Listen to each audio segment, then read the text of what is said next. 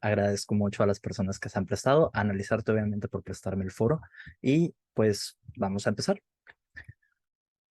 Primer cosa, vamos a ir pasando por distintos temas porque hablar sobre depresión y sobre identidad es mucho más complicado de lo que podríamos creer a una primera instancia. Diríamos que la labor del psicólogo normalmente se asocia con depresiones, ansiedades, pero realmente hay mucho más. Entonces, ¿qué vamos a hablar el día de hoy? Pues bueno, vamos a tocar depresión, vamos a tocar identidad, el qué tienen que ver lo uno con el otro y por qué se hizo esta conversación de esta forma. Porque cuando lo planteé por primera vez, algunas personas me decían, pero ¿cómo vas a ligar estos dos temas? No, y yo, denme un segundo y déjenme llego a las explicaciones. Voy a cerrar con una conclusión y pues obviamente como les comentaron vamos a pasar a una serie de preguntas y respuestas que son anónimas si tengo bien entendido. Y posteriormente, para las que son con personas que ya están específicas aquí en esta plática, vamos a dejar de grabar para poder ya trabajar y platicar de una forma un poquito más amena. ¿Les parece bien? Ok, entonces, depresión, ¿qué es? Pues bueno, la depresión es una enfermedad mental. Esto es algo que todos sabemos, creo que de una forma correcta. Pero el asunto es que es mucho más complejo que solo una enfermedad mental. Es una enfermedad que, para empezar, afecta en el estado del ánimo de las personas, afecta la forma en la que las personas piensan. Básicamente, a nivel general, todos los procesos de pensamiento de las personas son distintos. Entonces, lo que tenemos aquí con la depresión es una serie de movimientos extraños que se pueden llegar a dar, ¿no? Entonces, ¿qué pasa? Pues bueno, se caracteriza por el estado deprimido, que podríamos considerarlo como una persona que está normalmente alicaída, una persona triste, una persona fatigada, sin ganas de hacer nada, con una pérdida de interés de las actividades. Esto es una de las cosas más importantes que tendríamos que considerar cuando vemos a una persona que está dejando de disfrutar las cosas que le gustan, pues podemos empezar a decir, probablemente esta persona tendría depresión. Normalmente esto sucede con una disminución de energía y pues puede ser causada por una gran variedad de factores. ¿Cuál es la gran variedad de factores? Bueno, son factores biológicos, genéticos, contextuales, sociales, psicológicos. Cuando me refiero a biológicos, me refiero a una parte mucho más orgánica, a cómo funciona la emisión de neurotransmisores dentro del cuerpo. Y ya eso luego se trabaja con pues un psiquiatra, por ejemplo. Ahora, la depresión tiene síntomas establecidos según el Manual de Diagnóstico Psiquiátrico, el DSM-5. ¿Cuáles son las características que vamos a encontrar normalmente? Pues bueno, un estado de ánimo deprimido la mayor parte del tiempo. Este es como el indicativo más común, una persona que, como les digo, siempre va a estar triste. La pérdida marcada del interés, que es también de lo que les comentaba. Cambios significativos en el peso. Esto se da porque normalmente con la depresión viene una pérdida de apetito o un incremento en el apetito. ¿Qué sucede con la depresión? La depresión es de características polarizadas. ¿A qué nos referimos con esto? A que se va muy para la derecha o muy para la izquierda. Entonces, una persona va a dormir mucho o dormir nada, que también está por aquí en los ítems de la depresión. O va a comer mucho o no va a comer nada. Entonces, por esto se consideran los cambios significativos en el peso. Como les digo, van a haber alteraciones del apetito, del consumo de alimentos y podría generar un insomnio o hipersomnia. Hipersomnia sería una persona que está durmiendo constantemente, insomnio, una persona que tiene una incapacidad ya casi de nivel crónico para dormir. Agitación o retraso psicomotor. Esto es bien interesante porque junto con la fatiga que viene de los cambios que se están dando a la persona, una de las cosas es que va a estar moviéndose como lento. No es que físicamente se haya vuelto más lenta, sino que digamos que no sé si les ha pasado, por ejemplo, ahora que trabajamos tanto con las cosas en línea, que de repente como que se engancha un poco la pantalla y para unos segundos. Bueno, algo así le pasa a las personas. Eh, Fatiga o pérdida de energía, esto es una cosa bien interesante y lo vamos a hablar más adelante, porque la fatiga o la pérdida de energía es uno de los indicadores más poderosos para la depresión de una persona. ¿Por qué?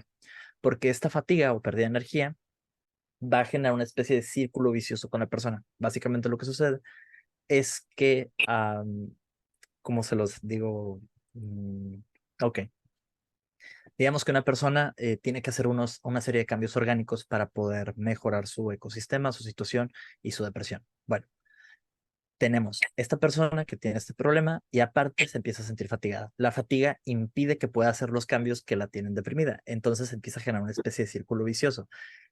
Cuando vemos a una persona deprimida, una de los primeros indicativos que vamos a intentar hacer es hacer una mejora o un cambio en los tipos de hábitos que pueda tener la persona. Sentimientos de inutilidad o culpa excesiva. Esto también sucede bastante. Eh, ¿Qué es lo que sucede? Bueno, básicamente la persona empieza a sentir que sus logros no valen. Y esto es una cosa que al menos a mí me toca ver bastante en terapia. Tienes personas que no disfrutan la vida, que no disfrutan la comida, el contacto con sus intereses y justamente pues esto se va ligando con otros de los temas de acá. Ahora, existe una dificultad para pensar, concentrarse y tomar decisiones. Este es uno de los indicativos también muy interesantes porque hay decisiones que claramente pueden tener consecuencias fundamentales en la vida de una persona. El asunto es que esta situación normalmente se toma un tiempo y luego se ejecuta sobre ella. ¿Qué sucede?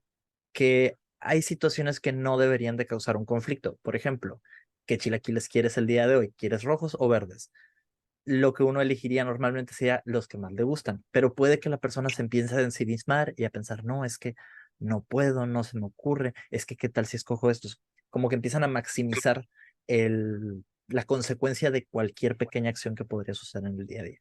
Y luego están los pensamientos recurrentes de muerte. Esto, aquí lo puse muy específico, que es no solo el miedo a morir. De repente, no sé si han leído este chiste que hay por internet de cuando llega alguien con su terapeuta y le dice al terapeuta, ¿cómo vas con los pensamientos de suicidio? Y dice, tengo los normales. Dice, los normales son cero. Entonces, ¿qué sucede? Existe algo que se llama rumiación suicida y existe la planeación y la ideación suicida. Básicamente, rumiación o planeación suicida ideación suicida. Consisten en empezar a visualizarse a sí mismo como una persona que se puede suicidar. Posteriormente, eh, habrá personas que empiezan a planearlo y entonces tenemos una situación diferente. De hecho, eh, normalmente en este tipo de situaciones, cuando vemos una persona que llega a tener una planeación o ideación suicida, se busca acercamiento con las personas allegadas a la misma. Al menos en mi caso, yo pido un número de teléfono o un correo electrónico para poder saber y comunicarme con esa persona en dado caso de que un día no se pueda llegar a contactar. Ahora, vamos a lo siguiente. Esta es una encuesta nacional de epidemiología psiquiátrica que se elaboró en el 2020. Esto se hizo poco antes de la pandemia. Y las estadísticas son muy interesantes. ¿Por qué? Porque encontramos que el 12.2% de personas entre los 18 y los 29 años se encontraban con una depresión diagnosticada y aparte en proceso de trabajo. Esto a nivel psiquiátrico. Con adultos era el 7.1% y los ancianos era el 3.2%. Esto de una población de 10.000 personas que fueron las que se revisaron para este trabajo específico. Eh, ¿Qué nos dice? Pues hay muchísima depresión en la actualidad. Estamos hablando de que de 10.000 personas, pues hay muchísimas personas que están con depresión. Entonces hay que empezar a hacer un poco más obvio el trabajo de los terapeutas y acercar las personas a buscar opciones hacia el trabajo de depresión. Por otro lado, ¿cómo luce la depresión? Bueno, utilicé imágenes que son, creo que, alegorías y pues muy evidentes para la depresión, pero escogí específicamente la imagen de Robbie Williams porque es uno de estos casos que conmocionaron al público y que trajeron un poco la conversación a la importancia de la salud mental y el desarrollo de empezar a revisar estrategias para este trabajo. ¿Por qué? Porque este hombre era un hombre conocido por hacer películas de comedia, películas donde normalmente le veíamos sonriendo y le veíamos normalmente en una vida pues totalmente feliz, ¿no? Tenía fama, una buena vida, familia que los amaba, había muchísimas cosas a favor para su vida. El asunto es que él tenía depresión y estaba guardándose las cosas. Eventualmente, pues uno de estos días él terminó por decidir acabar con su vida y pues nos trajo la importancia de la depresión como a la actualidad, ¿no? Yo recuerdo que esto debió de haber pasado cuando yo tenía unos 13 14 años, así que ya pasó hace un rato. Sí, sí fue bastante conmocionante para el público, lo recuerdo. Entonces, por eso lo pongo, porque hay personas que están luchando con la depresión y están fingiendo que están felices, están sonriendo abiertamente para evitar preocupar a otras personas, cuando la realidad es que las personas nos estamos preocupando por ellos. Ahora, ¿qué no es la depresión? Porque esto sí es bien importante. No sé si ustedes han escuchado, pero se da mucho en la actualidad que las personas hablan sobre la depresión como una moda, específicamente pues personas un poco mayores que están un poco alejadas de este panorama de la salud mental, ¿no? ¿Qué sucede? Pues bueno, la depresión no es un estado de ánimo normal. Sí, todos experimentamos tristeza. Esto es algo que sucede para todos. Pero la depresión es más que eso, ¿sí? Es un trastorno grave y va a afectar la vida diaria de las personas. Como les digo, una de las cosas con las que vamos a empezar a notar que se está afectando la vida de una persona es justamente que va a dejar de hacer las cosas que le llenan, que le gustan o que le hacen feliz. Ahora, la depresión no es una señal de debilidad, ¿sí? Muchas veces pasa esta idea que se da en México, que es el echaleganismo, ¿no? Es una cosa que de repente dice, no, es que solo los débiles están deprimidos. No, hay muchas personas que están deprimidas. De hecho, les sorprendería la cantidad de personas y el pleroma de personas que podrían estar deprimidas y que ustedes estarían probablemente conviviendo con ellos. Se deprimen personas de todas las edades, todas las razas, todos los géneros y todos los niveles socioeconómicos. Eso también es importante. El dinero no genera la felicidad y esto lo tenemos muy, muy, muy claro. La depresión también le da a las personas en estratos socioeconómicos muy, muy altos. Ahora, la depresión no es una elección, no es una situación en la que ustedes vayan a decir, ah, ya no quiero estar deprimido y de repente, wow, ya no estamos deprimidos. No, no sucede así. La depresión es una enfermedad y se tiene que tratar. No tiene una cura como tal, pero sí tiene una serie de tratamientos que se pueden hacer. Es muy similar a, digamos, lo que podría suceder con una enfermedad como la diabetes, donde la persona va a tener que estar en una constante revisión, tal vez no de todos los días, pero sí al menos estar, oye, ¿sabes qué? Me estoy sintiendo un poco desmotivado, tal vez ya sea momento de volver a terapia o si no es el caso, pues seguir con terapia durante un tiempo prolongado, mejorar los hábitos alimenticios, mejorar los hábitos del sueño y mejorar pues estos hábitos que se van dando en el día a día. Además, la depresión no es debilidad de carácter. Esta es una cosa que yo intento explicarlo con las diferencias que se dan de forma cultural respecto a lo que consideramos como carácter. ¿Por qué? Porque si vemos sociedades distintas a la sociedad latinoamericana o en general la sociedad occidental, vamos a ver que consideramos a una persona de mucho carácter como una persona que puede ser muy iracunda, muy explosiva. Y yo no diría que eso es una persona de mucho carácter. Yo diría que es una persona iracunda y con problemas de ira. Acá lo que pasa es que si revisamos otras culturas, las personas con más carácter... Ay, disculpe, ¿pasó algo? Es que estoy escuchando voces. Ah, ya, ya. Ok. Entonces, aquí lo que sucede es que, pues no es una situación del carácter de las personas. Es una situación que se puede ir trabajando. Ahora, la identidad. Por cierto, si hay alguna pregunta, les encargo que los vayan poniendo ahí y yo los voy a checar en cuanto pueda. Ahora, la identidad. ¿Qué es?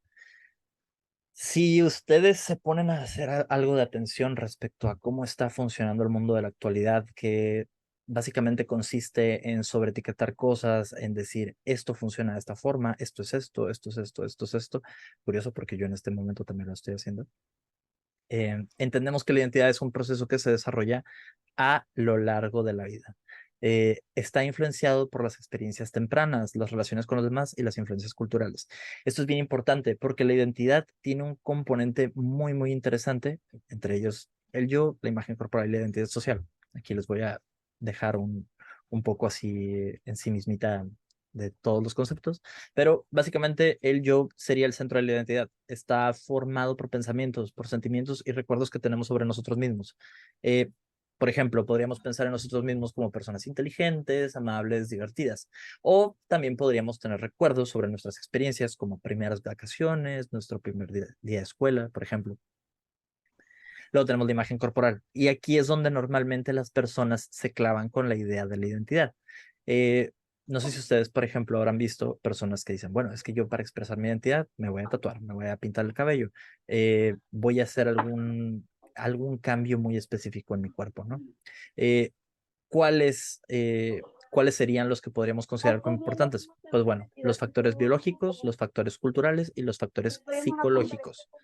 Por ejemplo, podríamos sentirnos demasiado seguros sobre nuestro cuerpo o podríamos sentirnos inseguros sobre nuestro cuerpo.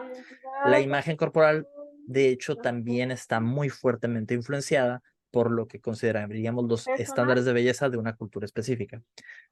Uno de los que podríamos considerar, por ejemplo, en este momento, sería, no sé si recuerdan que época 2000 era, existía mucho esta idea de que lo estético era las personas como súper, súper delgaditas, ¿no? El llamado skinny. Ahora ya no se utiliza ese concepto, ahora se utiliza un pleroma mucho mayor de cuerpos. Y al rato ya, ¿de dónde sacaste ese Ahora, Twitter? Y yo, después de eso tenemos lo que es la identidad social. Pues disculpa bueno, que te la interrumpo. identidad social, ¿qué es? Es el conjunto de roles, categorías sociales que nos definen. Y Silenciar está influenciado muy fuertemente por la edad, el género, la raza, la etnia y la religión. La clase social, por ejemplo. Podríamos ser estudiantes, trabajadores, padres, miembros de una comunidad religiosa. Nuestra identidad social puede estar influenciada por valores y creencias. Y aquí es bien importante que hagamos el hincapié. ¿Por qué? Porque la identidad social, que digamos vendría de eh, nuestra cultura más fundamental, digamos, más como lo más cercano a la casa, influencia después a la imagen corporal y después influencia al yo. Entonces, estos tres conceptos se están alimentando de una forma continua el uno al otro. Y esto es muy, muy interesante. ¿Por qué? Porque no va a ser lo mismo una persona que haya nacido en el Medio Oriente con una religión específica a una persona que haya nacido en Occidente con, digamos, el catolicismo de base, ¿no? Ahora, aquí quiero hacer una pequeña parada porque me interesa explicar este y tema. las Eh, Paradoja de Teseo es una paradoja que se describe por primera vez en el siglo II antes de Cristo y esta la describe el filósofo Zenón de Elea, que es un filósofo griego. ¿De qué trata la paradoja de Teseo? Bueno, la idea es muy bonita y a mí personalmente me gusta mucho. La idea es que existe una nave donde viaja Teseo una vez al año y pues hace un viaje muy interesante por el mar. ¿Qué sucede? Que mientras está haciendo este viaje, pasa algo y se rompe un pedazo del barco. Entonces, este pedazo del barco cae al agua, llega a un río y esta corriente de agua lo lleva hasta una isla, ¿sí? Lo que sucede es que el barco en ese momento es resanado con una pieza nueva y sigue con su camino. Eventualmente se decide hacer un segundo viaje. Cuando se hace el segundo viaje, se vuelve a caer una pieza justamente a la misma corriente de agua que llega otra vez a la misma isla. Y así sucede de forma continua, pasa por muchísimos años. Entonces se van perdiendo piezas de poco a poco y todas estas piezas van a dar justamente a esta isla. ¿Qué es lo importante de esta historia? Pues bueno, en esta otra isla, una persona encuentra todas las piezas y las empieza a juntar. Las empieza a juntar todas, todas, todas y de repente tiene una nueva nave de Teseo. ¿Qué sucede? Que hay una nave de Teseo que está navegando en ese momento y una nave de Teseo que conserva todas las piezas originales del primer viaje, pero ha dejado de viajar. Esta paradoja intenta plantear el por qué es importante lo que denominamos como identidad. ¿Por qué? Porque uno consideraría que la primer nave, o sea, la que sigue navegando, es la nave de Teseo, mientras que otras personas considerarían que la segunda nave también es la nave de Teseo, porque conserva todas las piezas originales, pero nada del viaje original. ¿Qué sucede? Esto se considera una paradoja porque no tiene una respuesta clara, no tiene una respuesta válida. Personalmente, yo siempre he considerado que ambas opciones son igual de válidas, como una superposición. ¿Y por qué como una superposición? Porque ambas serían la nave de Teseo al mismo tiempo. Yo lo veo de la siguiente forma. La nave que queda en la isla sería algo equivalente a los recuerdos que las personas tienen de nosotros. No sé si a ustedes les ha pasado, pero después de ver a alguien, tal vez de no haberlo visto unos años, 2, 3, 4, 5 años, la persona cambió bastante y nosotros esperamos que sea la misma persona que era hace 4 o 5 años. Pero las personas siguen en movimiento, las personas siguen cambiando, su identidad se moviliza. Entonces, esa persona sigue siendo esa persona, no ha dejado de ser ella, sigue siendo ella como en su existencia. El problema es que lo que tenemos de ella, el eco, el recuerdo, ya no existe. O bueno, existe para nosotros a nivel mental. Ahora, ¿qué tiene que ver lo uno con lo otro? ¿Por qué decidí mezclar depresión e identidad? Bueno, aquí hay una especie de círculo vicioso que fui encontrado a lo largo de mis prácticas terapéuticas, en las que empecé a darme cuenta de que una experiencia, un evento traumático o estresante podía desencadenar normalmente un desarrollo de síntomas depresivos, como les había comentado al principio, pérdidas de peso o cambios de peso, pérdida en el apetito, cambios en los hábitos del sueño y cambios en general en la persona que no están siendo buscados. Ahora, a raíz de esta depresión, la persona genera una serie de cambios en la identidad. Empiezas a hacer cambios incluso corporales, ¿no? Empieza a decir, ¿sabes qué? Pasa mucho, ¿no? Esta imagen que tenemos de los jóvenes de 15, 16 años que de repente entran en una época medio complicada y dicen, me voy a empezar a vestir todo de negro porque eso es lo que me va a representar. Bueno, ese es uno de esos pequeños cambios en la identidad que podríamos poner, ¿no? No siempre se dan por depresión, pero podríamos utilizarlo como un ejemplo. ¿Qué sucede? Que con estos cambios en la identidad, las personas también llegan a aislar a las otras personas. Y esto normalmente, al aislarlos, les genera más síntomas depresivos y entramos en un ciclo vicioso o círculo vicioso. ¿Qué sucede? Las personas empiezan a retroalimentar eternamente esta depresión. Entonces se va, pues, como les digo, autoalimentando. Para dejarlo un poquito más claro este concepto, me pareció correcto darles un ejemplo con algo de cultura pop. No sé si recuerdan la película Intensamente, a esta chica llamada Riley. Pues bueno, ella tiene este mismo cuadro, pero digamos que tiene un final mejor que el ciclo vicioso. Ella pasa de un evento traumático o estresante, que es Muy una aburrida. mudanza, que pasa de una... Disculpen, ¿qué pasó? Escuché a alguien que habló aquí. Ah, ok. Escuché, bueno, aquí lo que sucede es que hay un evento traumático que es un cambio directamente en su identidad social. Deja de estar en el lugar donde creció, deja de estar en el lugar donde nació. Esto le genera unos síntomas depresivos que podemos ver a posteriori. ¿Qué sucede? En estos síntomas depresivos ella empieza a cambiar de identidad, se hace arisca o, digamos, se empieza a poner gruñona con la familia. Esto lo podemos ver representado con este momento en el que tristeza empieza a tomar el control sobre todo el cuerpo o el cerebro de la niña. Esto genera más síntomas depresivos y en lugar del ciclo vicioso, pues tenemos una resolución muy bonita donde termina todo esto. Ahora, denme un segundito más para pasar a conclusiones y posteriormente pasar a preguntas y respuestas. Bueno, la depresión puede afectar a la identidad de una persona y esto creo que quedó muy claro con el ejemplo pasado. Puede afectar a la identidad de una persona de una manera significativa y puede hacer que una persona se sienta como si ya no fuera la misma persona que era antes. Esto puede ser un proceso muy, muy difícil y solitario. Además, es importante que las personas que están luchando en este momento contra la depresión, pues busquen ayuda profesional. Hay muchísimos tratamientos disponibles que pueden ayudar a las personas a superar la depresión y pues obviamente encontrar su identidad. Además, entendemos que la identidad es un proceso, no es un destino. Es algo que se construye a lo largo del tiempo, a través de experiencias, de lecciones. Y no hay una fórmula para encontrar la identidad, pero es un viaje que vale la pena emprender. Joseph Campbell, uno de mis autores favoritos, justamente de narrativa, decía que la vida es un viaje de autodescubrimiento y no se trata de encontrarte a ti mismo, se trata de crearte a ti mismo. Y bueno, si tienen preguntas, yo estaría encantado de escucharlos.